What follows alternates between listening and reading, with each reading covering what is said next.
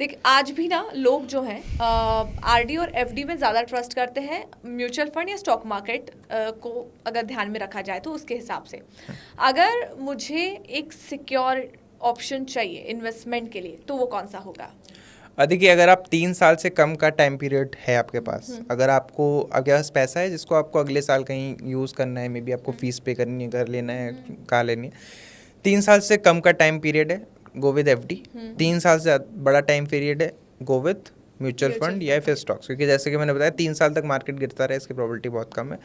हो सकता है आज आप इन्वेस्ट करो, 3 महीने बाद मार्केट गिर जाए, तो इसीलिए बोलो शॉर्ट टर्म के लिए आना ही नहीं है। लॉन्ग टर्म 3 साल से ज़्यादा का ही आपका पीरियड अगर होल्डिंग है तो फिर आप आ सकते हो। एफडी फॉर श्योर सेफ है। मैं बोलता हूँ कि अगर आप बैंक अकाउंट में पैसा रखने से अच्छा है तो आप एफडी करा लो।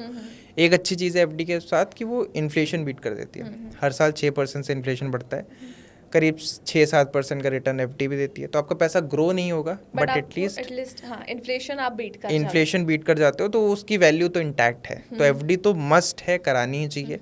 और अगर ज़्यादा टाइम के लिए सरप्लस पैसा है कि पता नहीं क्या करना है, तो फिर मार्केट में डाल दो 3 साल। ओके, फॉर एग्जांपल अब मुझे ना इमरजेंसी फंड भी चाहिए, मुझे सिक्योर फंड भी चाहिए और मुझे फ्यूचर ऑप्शन भी चाहिए, और मेरे पास 10,000 है पर मंथ इन्वेस्टमेंट करने के लिए। कैसे मैं डिवाइड करूँ? आपके पास investment fund, sorry emergency fund, जिसमें आपको 6 महीने का या 1 साल का रनवे लेना होता है। अभी ये रनवे इंपॉर्टेंट क्यों हो जाता है? बिकॉज ये आपको एक फ्रीडम दे देता है।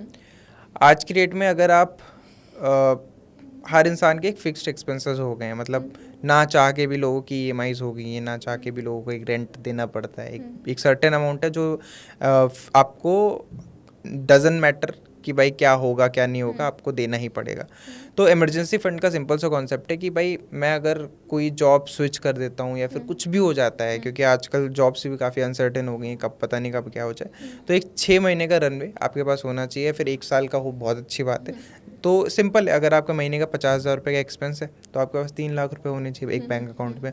और वो बैंक अकाउंट भी किसी एफडी के अंदर प्रोटेक्टेड होने चाहिए, बिकॉज वो भी इन्फ्लेशन बीट करते हैं। ऐसा नहीं है कि वो 3 लाख रुपए किसी बैंक के अंदर पड़े हुए हैं। तो 3 लाख रुपए आप जमा कर सकते हो। पहले मैं बोलूँगा कि आप ये 3 लाख रुपए का अमाउंट इकट्ठा कर लो, उसके बाद स्टार्ट सेविंग, है ना। अब काफ़ी लोग 1 साल का भी करते हैं, तो आप 6 लाख तक भी जा सकते हो, बट मिनिमम 6 मंथ तो होना चाहिए। बिकॉज मुझे लगता है 6 महीने इट्स मोर देन इनफ कि आप एक दूसरा एम्प्लॉयमेंट ढूंढ पाओ। 1 महीने, 2 महीने, 4 महीने, 6 महीने काफ़ी अच्छा टाइम होता है। 6 महीने का runway is more than enough, specially अगर आप बैचलर हो, ज़्यादा डिपेंडेंसी नहीं है तो 6 महीने बहुत होता है। अगर फैमिली है तो हाँ 1 साल का होना चाहिए, but I feel 6 month is enough. तो आप एक इमरजेंसी फंड पहले रेडी कर सकते हो। अगर 10,000 रुपये हर महीने आप बचा सकते हो, आई फील इन 2.5 ईयर, 2.5 साल के करीब में आपका वो इमरजेंसी फंड आ जाएगा, and then you can start investing. उसके बाद जो पूरा अमाउंट है वो आप कर सकते हो। इसके अलावा कुछ और चीज़ें क्लब करनी चाहिए, जैसे आपका एक इंश्योरेंस भी होना चाहिए, है ना, which is very important. Health insurance तो होना ही चाहिए। एंड अगर आप अफोर्ड कर सकते हो, also go with life insurance और टर्म इंश्योरेंस, क्योंकि बहुत कम प्रीमियम होता है। अगर आपने कोई हेल्थ इंश्योरेंस नहीं लिया है और छोटी सी भी कुछ अनफॉर्चुनेट इवेंट हो जाता है, तो जो भी इमरजेंसी फंड है वो चला जाएगा, है ना। वो आपने इस पर्पज़ के लिए नहीं बनाया था, वो आपको पर्पज़ दूसरा था कि अगर एक टाइम पे कहीं हम जॉब चली जाती है तो फिर वो यूज़ होगा, बट एक छोटे से इंस्टेंस की वजह से वो रिस्क में आ जाता है। तो अनसर्टेनिटी से आपको बचा लेगा कि कल को अगर कुछ हेल्थ इशू हो गया तो मेरा वहाँ से मैं क्लेम ले सकता हूँ। तो एक इंश्योरेंस, मिनिमम हेल्थ इंश्योरेंस हो पाए तो आप लाइफ या टर्म इंश्योरेंस भी उसके साथ क्लब करो। एंड दूसरा, ये 6 महीने का रनवे आपके पास हो जाए, एंड उसके बाद आप स्टार्ट कर सकते हो।